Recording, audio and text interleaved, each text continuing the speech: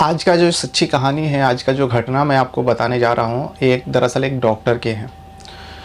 Doctor एक छोटा-मोटा जो दफ़्तर खोल के रखते हैं, चेंबर खोल के रखते हैं और आपने अक्सर देखा होगा हर शहर में ये होती है, जो डॉक्टर जो दवाख़ाना होती है, ख़ास करके छोटा-मोटा जो दवाख़ाना होती है उसमें काम करने वाले एक होते हैं जो जिसको रखा जाता है, एक लड़की होती है मतलब वो दवा वग़ैरह देने के लिए, अपॉइंटमेंट लेने के लिए, प्रिस्क्रिप्शन चेक करने के लिए, हर दवाख़ाने में ये अवेलेबल रहती है क्योंकि वो लड़की का डिमांड ज़्यादा नहीं होता, सस्ता और अच्छा लड़की मिल जाती है, पढ़े लिखे जो स्कूल कॉलेज में पढ़ने वाली होती है वही सब काम करती है।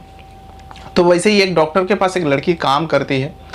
काफ़ी समय से काम कर रही थी, लेकिन जब भी दवाखाना खाली होती यानी कोई पेशेंट नहीं रहता तो डॉक्टर के साथ वो बातचीत करती। इसी बातचीत जो होते-होते एक दिन ऐसा होता है दोनों के बीच में जो है संबंध बनने लगते हैं यानी लेकिन कुछ दिन जाने के बाद जब वो कंपाउंडर होती है, जो डॉक्टर होती है कंपाउंडर डॉक्टर के पास काम करने वाली होती है, वो डॉक्टर को कहती है जो चलो, क्योंकि डॉक्टर उसको झांसा दिया था, उसको झांसे में लिया था जो मैं तुमसे शादी करूंगा, क्योंकि डॉक्टर भी कुंवारा था, बैचलर था, सिंगल था, इस वजह से वो लड़की भी मान जाती है। लेकिन जब काफ़ी समय हो जाता है, लड़की के घर वाले आप सोचते हैं कि लड़की की शादी दिया जाए, लेकिन ये बात जब लड़की और डॉक्टर को बताती है, जो कुछ लोग मुझे आज देखने के लिए आए थे और मेरी शादी की बातचीत हो रही है, तुम मुझे कब शादी करोगे? तो डॉक्टर ये बात सुनते टालते जाता है और ये मुझे इस्तेमाल किया क्योंकि वो भी पढ़ी लिखी थी।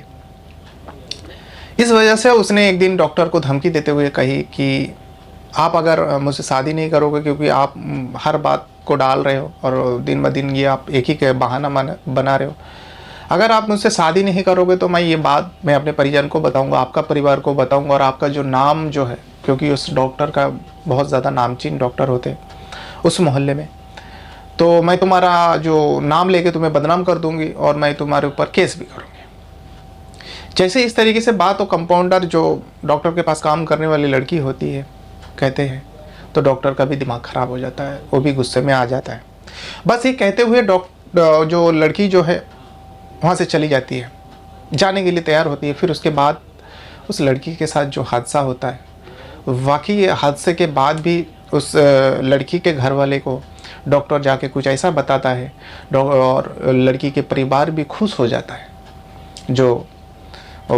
क्योंकि लड़की के साथ हादसा होता है ये बात डॉक्टर उन लोगों को नहीं बताता है, उन लोगों को जाके जो लड़की के परिवार को जाके कुछ और ही बताते हैं। इस वजह से लड़की के परिवार बहुत खुश हो जाता है और दिन बीतते जाता है, काफ़ी समय हो जाता है। लेकिन लड़की की जो माँ है उसको थोड़ा डाउट सा पहले शुरुआत के दिन से ही डाउट सा लगे थे, लेकिन बाकी के घर वाले जो है, खास करके पिता है और भी भाई लोग थे, उन लोग उस माँ को डांटते थे, तुमको ये सब क्या मालूम, तुम अनपढ़ हो, जाहिल हो, तुम जाहिलाना दिखाओगे तो पढ़े लिखे की बात कैसे जानोगे। खास करके पति जो उस कंपाउंडर की पिता जो है अपनी ही पत्नी को कहा करते थे। लेकिन काफ़ी समय जाने के बाद माँ बार बार एक ही चीज़ बता रही थी। माँ फिर एक और दूसरा एंगल से जब ये बात बताती है तो घर वाले अब जो माँ की बात को सही मानने लगे। फिर जब छानबीन किया तो पता चलता है वो लड़की कई महीने पहले ही उनका जो है मौत हो गई थी। तो आज इसी केस के बारे में बताऊंगा, इसी केस का खुलासा करूंगा। आपको ये भी बताऊंगा आखिर उस लड़की को मारने वाला कौन था, क्या वो डॉक्टर थे? अगर डॉक्टर थे तो उस लड़की के परिवार डॉक्टर से जब भी कुछ बात होती इतना खुश क्यों रहते थे, और डॉक्टर जो भी बताते वो लोग खुश होते थे।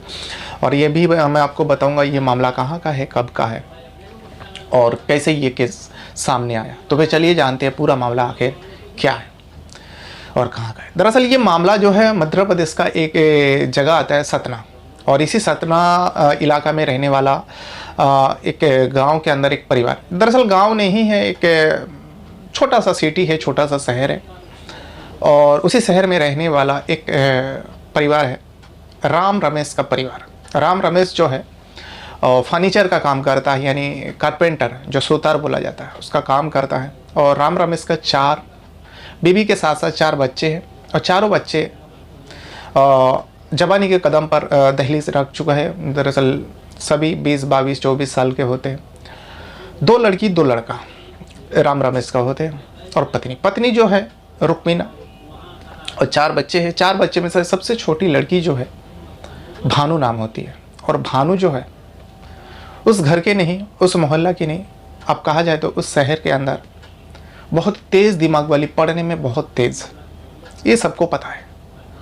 इसी वजह से घर के साथ साथ और भी जो लोग उन्हें जानते थे, भानु को, सब लोग कहते थे ये लड़की के पीछे अगर कुछ मेहनत करे तो लड़की आगे जाके बहुत कुछ कर सकती है, क्योंकि इसका जो तेज़ दिमाग है और पढ़ने में तेज़ है, इस वजह से ये आगे जाके कुछ कर सकती है। वही माँ बाप का सीना चौड़ा होता था लोगों का बात सुन के, लेकिन करे तो क्या करे।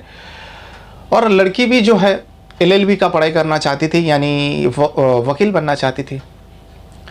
कॉलेज ख़त्म होती है, लेकिन क्या है ना, जितना दिन जाता है पढ़ाई के लिए और पैसे की ज़रूरत पड़ती है। और पिता एक फर्नीचर का दुकान में काम करने वाला एक साधारण सा जो है सुतार होता है, यानी जो लकड़ा वगैरह का काम करते हैं, फर्नीचर का काम करते हैं, कारपेंटर होते हैं, उतना पैसा आमदनी नहीं कर पाते। लेकिन पिता का भी सपना था, जो लड़की को बार बार बताते थे, बेटी तुम पढ़ो, तुम्हें कोई चीज़ की चिंता करने की ज़रूरत नहीं, तुम्हें जितना पैसा लगेगा हम तुम्हें जुगाड़ करके देंगे, हम तुम्हें देंगे। और घर वाले का भी वही कहना था। लेकिन लड़की जितना तेज़ दिमाग की थी और उतने ज़्यादा समझदार भी थी, लड़की को लगने लगी थी ये तो पिता है तो कहेंगे, लेकिन जो लड़की की छोटी छोटी चीज़ की ज़रूरत पड़ती है हर दिन, कभी किताब खरीदना, कभी नोटबुक्स खरीदना, कभी पेन्स के लिए और बाकी वगैरह एक्सेट्रा एक्सेट्रा के लिए चीज़ों के लिए पैसे की ज़रूरत होती है। अब रोज़ तो जवान लड़की है, रोज़ मांग नहीं सकती, उनको खुद को शर्म आती है, जो रोज़ रोज़ क्या पैसा मांगना, 50 रुपये 100 रुपये क्या रोज़ रोज़ मांगना। तो लड़की सोच रही थी जो क्यों ना मैं भी छोटा मोटा काम कर लूँ, और बीच में पढ़ाई भी पढ़ाई तो जारी है, और जो गैप मिलती है इस गैप में अगर मैं छोटा मोटा काम कर लूँ तो मुझे जो छोटी छोटी चीज़ों की ज़रूरत पड़ती है वो माता पिता को बोलने की भी ज़रूरत नहीं है, मैं अपना खुद जो ज़रूरत होती है वो मैं ले सकती हूँ। इस वजह से जो है ना, भानु अपने ही इलाके में काम ढूंढते हैं। जो बहुत सारे शॉप्स है, दुकान है, जहाँ पे अक्सर लोग जो काम करने के लिए लेडीज़ को रखते हैं, और लड़का को ज़्यादातर लड़के लोग को रखता है। तो भानु यही सोच के एक दिन जो है घर से बाहर जब कॉलेज जाती है तो दुकान में जाती है, कभी कपड़े के दुकान में जाती है, कभी इस दुकान में, कभी उस दुकान के। सब लोग भानु को पहचानते थे, और उसका कहीं ना कहीं नाम है, बोर्ड छापते थे जो इतना मार्क्स लेके आए हैं। लेकिन जवान थी, इस वजह से जो है काफ़ी सारे लोग जो है दुकान में रखने से डर रहे थे, क्योंकि मोहल्ला कुछ अलग है। और इस वजह से जो है जवान चौकी को, जवान लड़की को अगर काम पे रखेंगे, हो ना हो कल जाके कोई बदनाम दे दे, इस वजह से सारे लोग उसका हमदर्दी तो थे, लेकिन काम पे नहीं रखा है। और ऐसे ढूंढते ढूंढते जो है भानु जो है एक दवाखाना पहुंचती है, और वो दवाखाना होते हैं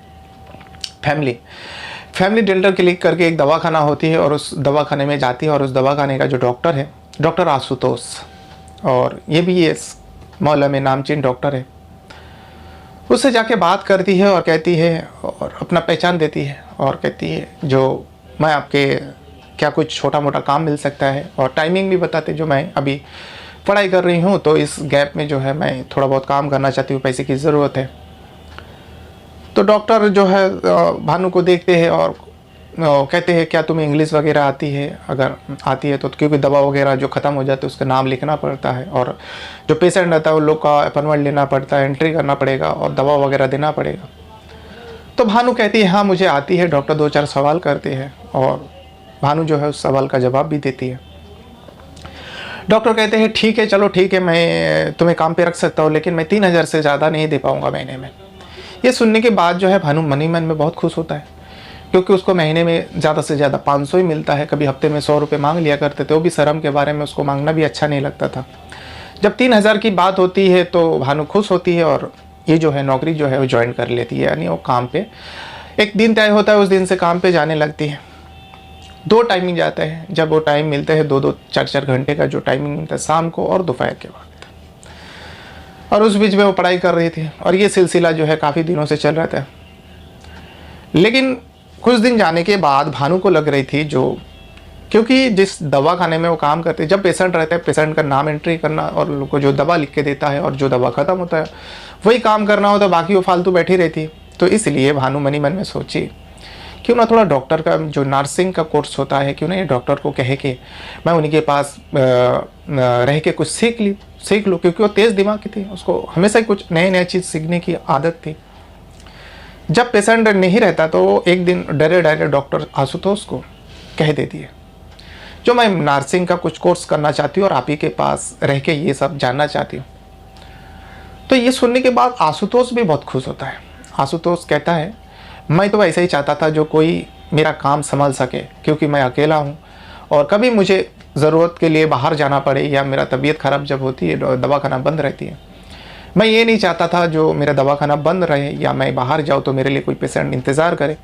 अगर तुम ये काम सीख जाओगी तो अगर मैं इत्तेफाक से बाहर भी रहूँ तो तुम ये छोटा मोटा जो बीमारी होती है वो तुम इलाज कर सकते हो और दवा भी दे सकती हो। तो ठीक है, अगर ऐसा है तो मैं पेशेंट का इलाज करूँ, तब तुम जो है मेरे बगल में खड़ी रहना और जो चीज़ जो बीमारी का जो दवा मैं बताता हूँ, उनको इलाज बताता हूँ, तुम सुनना देखना, सीख जाओगे। बस ऐसा ही होता है। कुछ दिन ये भी चल रहा था। अब जब पेशेंट नहीं होता है पूरे दवाखाने में, लेकिन वो लड़की रहती है और डॉक्टर रहते हैं, फिर दोनों के बीच में जो घर की बातचीत होती है। आशुतोष का घर बड़े घर है और लोग बहुत कम हैं, पर वही जो भानु है, भानु गरीब परिवार की है। पूरी दुख सुख की कहानी डॉक्टर से कहा करती थी। बस ये सब बात होते होते दोनों के बीच में जो है आंखों ही आंखों में प्यार होने लगे। दोनों जवान थे। फिर ये आंखों ही आंखों प्यार जो है ज़्यादा दिन नहीं रहता। अब दोनों के बीच में जो है लव अफेयर जो है, रियल लाइफ का लव अफेयर चालू हो जाती है। और लव अफेयर होते होते दोनों के बीच में जो है एक दिन सारी सीमाएं टूट जाती है, यानी दोनों के बीच में उसी दवाखाने में संबंध बन जाते हैं। अब ये सिलसिला एक बार जो शुरू हुआ दोनों के बीच में, और आशुतोष जो है कहते हैं चलो मैं तुम्हें शादी कर लूँगा, टाइम आने दो, टाइम से मैं तुम्हें शादी कर लूँगा। और वही भानु जो है मन ही मन में खुश होती है। उसे ऐसे ही एक लड़का चाहिए था, क्योंकि डॉक्टर आशुतोष भी देखने में खूबसूरत थे, हैंडसम थे, और वही तो भानु का क्या कहना। तो भानु भी यही चाहती थी जो एक ऐसा उसके जीवन में कोई आए जिसे वो शादी करे, और वो मनपसंद की थी। काफ़ी समय बीत जाता है।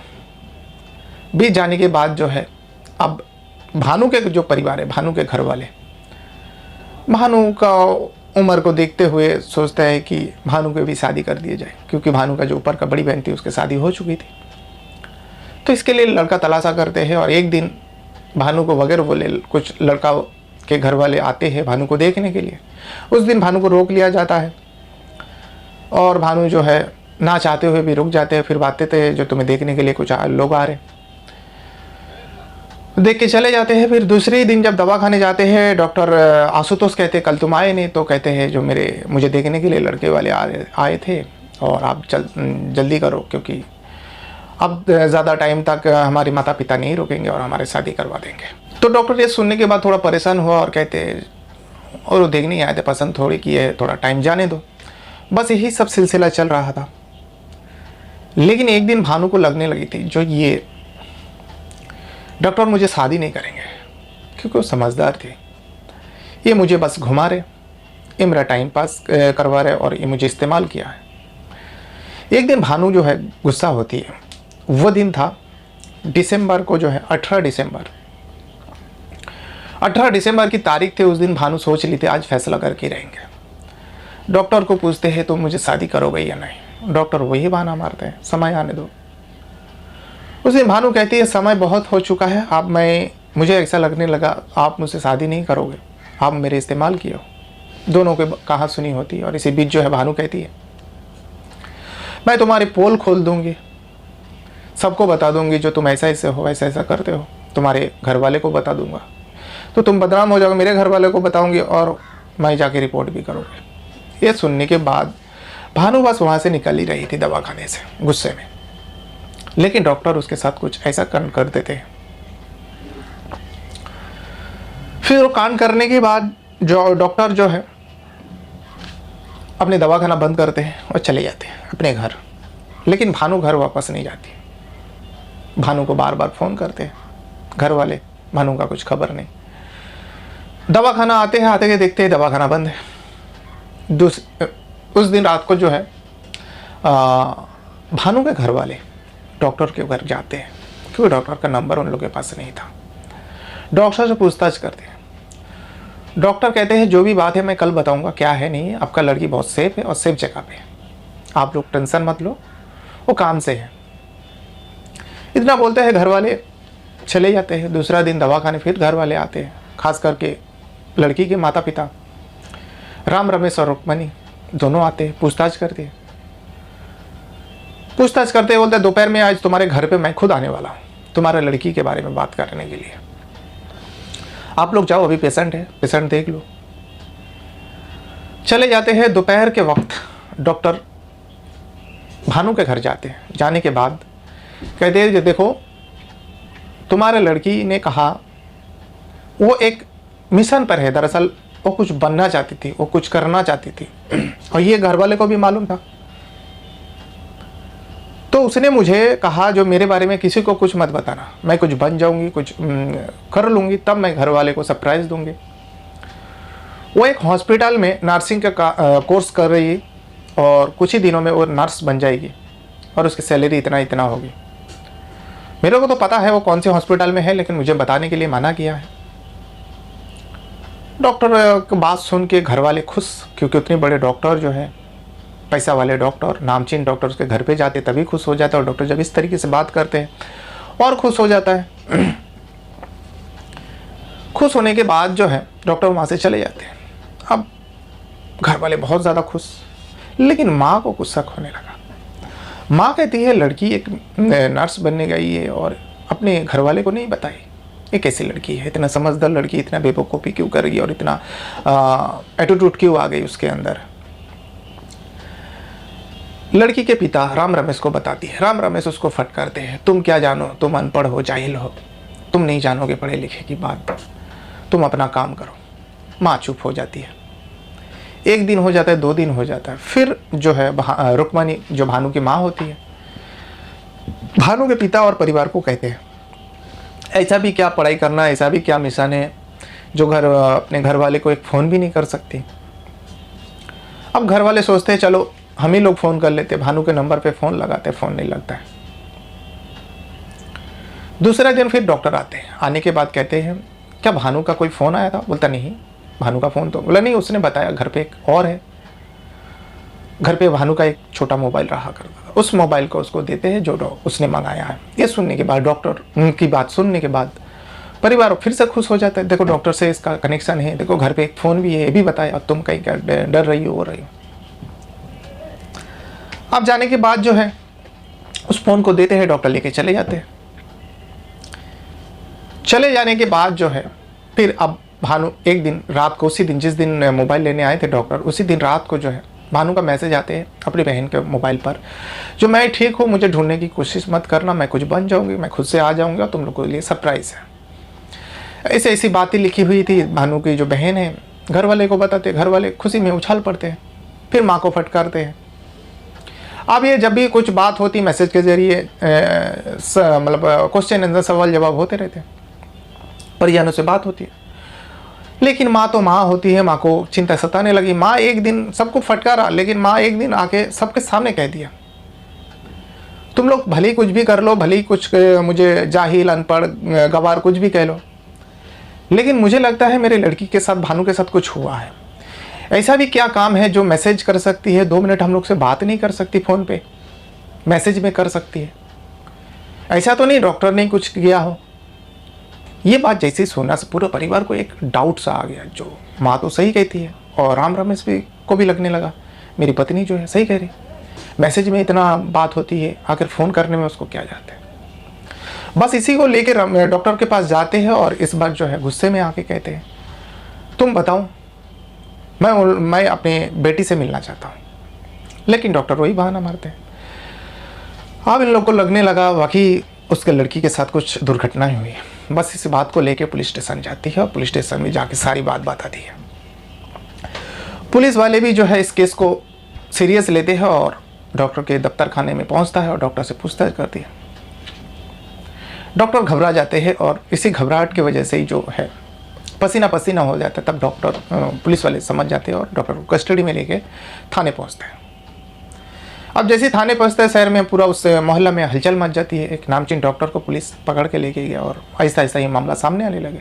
जो उसके दफ्तर में काम करने वाली एक भानु नाम की लड़की है, वो भी नामचीन थी, तो सबके मुंह पे आ गया। फिर आखिर जो वहाँ का इंस्पेक्टर होता है जो इस केस का छानबीन कर रहे थे, डॉक्टर अर्चना दुबे जी, अर्चना दुबे जी डॉक्टर से तसल्ली से पूछताछ करती है, डॉक्टर इधर उधर की बात करती है। उसी बीच जो है अर्चना दुबे जी जो है एक प्लान रचती है और एक चोर बदमाश टाइप का जो जेल में बंद है उसको लेके आते हैं और उस डॉक्टर को चेयर में बैठाते हैं और उसके सामने जो है उस चोर जो बदमाश टाइप का इंसान जेल में थे एक कांस्टेबल तरह इतना धुलाई करते हैं। करने के बाद उसको वहाँ से ले जाते हैं और फिर कहते हैं अब डॉक्टर की बारी, डॉक्टर को बिठाओ। जैसे ही डॉक्टर के बारी बोलते हैं डॉक्टर जो है घबरा जाते हैं, पहले से ही घबराए हुए थे, पसीना पसीना हो रहे थे। डॉक्टर डर जाते हैं और ये पूरी कहानी जो है, पूरी सच्चाई जो है अर्चना दुबे जी को बताती है। दरअसल 18 दिसंबर को जब भानु ने अपनी शादी की बात को लेकर झगड़ा कर रही थी, तभी जो है आशुतोष, वो भानु झगड़ा करके जब जा रही होती है, जो मैं तुम्हें बदनाम कर दूंगी, तुम्हारे नाम पे केस करूंगी, मैं तुम्हारे परिजन, अपने परिजन को सब बताऊंगी, तुमने मेरा इस्तेमाल किया, ये सारी जब बातें हो रही थी, झगड़ा करके जब वहाँ से दफ्तर से निकल रहे थे, दफ्तर खाली थी, क्योंकि जब खाली होता तभी ये सब बात करते थे। डॉक्टर पीछे से आके दुपट्टा, क्योंकि गले में ऐसा रखा था, पीछे की तरफ दोनों लटक रहे थे, तो डॉक्टर पीछे से उस दुपट्टा को खींचते हैं और कस के दबा देते हैं। दबाने के गले में फंदा जैसा हो जाता है गले में, और वो सांस नहीं ले पाती है भानु, दम घुट जाते हैं, मर जाते हैं। उसी बीच जो है जल्दी से वो शटर बंद करते हैं और डॉक्टर अंदर ही रहते हैं। फिर उसके बाद जो देखते हैं तो मर गए, अब उसके लाश को ठिकाना लगाना है। ठिकाना लगाए तो कहाँ कैसे लगाए, बस उसी के लिए उसका एक प्लान रचती है। देखते हैं कि जो दवाखाने के पिछवाड़े होते हैं, सब लोग कचरा वगैरह फेंकता है, सभी का दुकान का पिछवाड़े एक पतली सी गली है, तो सोचते हैं क्यों ना इस भानु के जो है बॉडी को इस गली के अंदर दफना दिया जाए, तो किसी को कुछ पता नहीं चलेगा। लेकिन दफनाए तो कैसे, एक डॉक्टर होकर गड्ढा खोदे, भानु की बॉडी यहाँ है, सब टाइम लगेगा। इस वजह से जो है वो एक बड़ा सा बैग उसके दवाखाने में था, उसको खोलते हैं और भानु का जो बॉडी है मोड़ते हुए उस बैग में घुसा देते हैं भानु की बॉडी को, और बॉडी को उसी दवाखाने में पैक करके घर चले जाते हैं। फिर दूसरा दिन दवाखाना खोलते हैं, पेशेंट आते हैं, सबका चेकअप होता है, बैग के अंदर भानु की बॉडी पड़ी हुई थी। इसी बीच जो है कुछ मजदूरों को बुलाते हैं और बुलाने के बाद गली के पीछे जो है गड्ढा खुदवाते हैं, और बाकी सारे दुकान वाले जो है वो लोग भी देखते हैं डॉक्टर आकर ऐसा क्यों कर रहे हैं। तो डॉक्टर से कुछ लोग पूछते हैं, जो डॉक्टर साहब ये गड्ढा क्यों खोद रहे हो, तो डॉक्टर बताते हैं ये जो सड़ा हुआ पानी है गली में, ये मेरे जो है बाकी का जो दवाखाने में और भी सारे कुछ रहते हैं वो सब सिलन आ रहे, इस वजह से, जो पानी की वजह से, गंदा पानी की वजह से मैं गड्ढे को खोद के ये सारे पानी इस गड्ढे के अंदर लेना चाहता हूँ, तो सबके लिए फ़ायदा होगा, आप लोग भी थोड़ा थोड़ा मदद कीजिए, पैसा दीजिए। लेकिन पैसा की बात आती है तो सब लोग जो है देख के भी आन देखा करते, सोचते हैं जो ना जाओ तो ये अच्छा है, पूछताछ करेंगे तो पैसा मांगेंगे, यही सोच के एक दूसरे को बोल देते हैं, और बाकी सारे दुकान वाले जो है उस एरिया में नहीं जाते हैं। मजदूर द्वारा गड्ढा खोद देते हैं और मजदूर को मजदूरी देते हैं, चले जाते हैं मजदूर। उसके बाद जो है डॉक्टर एक नमक की बोरी लेके आते अपने स्कूटर में, दवाखाने में लेके जाते हैं। फिर पिछवाड़े से जो है उस भानु की लाश को, बैग को निकालते हैं और उस गड्ढे में जाके डाल देते हैं। फिर उसके बाद जो नमक की बोरी लाया था वो नमक पूरा डाल देते हैं, और इतने में देखते हैं कि गली के एक किनारे पे जो है बहुत सड़ा हुआ गली था, एक कुत्ता मरा हुआ था। उस कुत्ते को खींच के लेके आते हैं। ले आने के बाद पहले तो जो भानु के है लाश को डालते हैं, फिर नमक डालते हैं, कुछ मिट्टी डालते हैं, फिर कुत्ते के जो लाश है उसको भी डालते हैं, फिर मिट्टी डाल के बराबर कर देते हैं, चले आते। क्योंकि अगर बदबू आए, सड़ा हुआ अगर खुदाई हुए तो मालूम पड़े जो ये कुत्ते के खुलेगा तो कुत्ते का ही बॉडी निकलेगी, तो लोग इसका कुछ ज़्यादा सीरियस नहीं लेगा। ये पूरी जब कहानी बताई डॉक्टर आशुतोष ने बताया जब अर्चना दुबे जी को, तो उसी के तहरीर पर उस जगह पे गया, गड्ढा खोदा, पहले कुत्ते का लाश निकला, फिर उसके बाद भानु की लाश निकला। और इसी का जो डॉक्टर आशुतोष ने जो कहा, उसी के तहरीर पर आशुतोष को अरेस्ट करते, 302 के धारा लगाते, ये मर्डर संगीन जुर्म होता है, लगा के उसको जेल में डाल देते हैं। और ये पूरा कहानी जब उस शहर, उस मोहल्ले को मालूम पड़ता है, हर कोई हैरान हो गया, हर कोई परेशान हो गया। जो एक डॉक्टर, नामचीन डॉक्टर, अच्छे ख़ानदान का था, अच्छे परिवार का था, और डॉक्टर भी कहीं ना कहीं बहुत अच्छा जो है इंसान था, उसने आकर ऐसा घिनौना काम कर दिया। ये था पूरी कहानी जो मध्य प्रदेश के सतना ये इलाके के था। आप अगर इस कहानी को और भी विस्तार से पढ़ना चाहेंगे तो आप गूगल में सर्च कर सकते हो, आपको आसानी से मिल जाएगी। जो मध्य प्रदेश का जो डॉक्टर आशुतोष नाम लिया, भानु नाम लिया, और सतना जो लोकल एरिया का नाम लिया, उस एरिया के बारे में भी आप क्राइम न्यूज़ सर्च करोगे तो आपको आसानी से मिल जाएगा। अपने साथ साथ अपना परिवार का भी बहुत ज़्यादा ख्याल रखिएगा, और इस वीडियो को देखने के लिए आपका बहुत बहुत धन्यवाद करता हूँ। Thank you very much.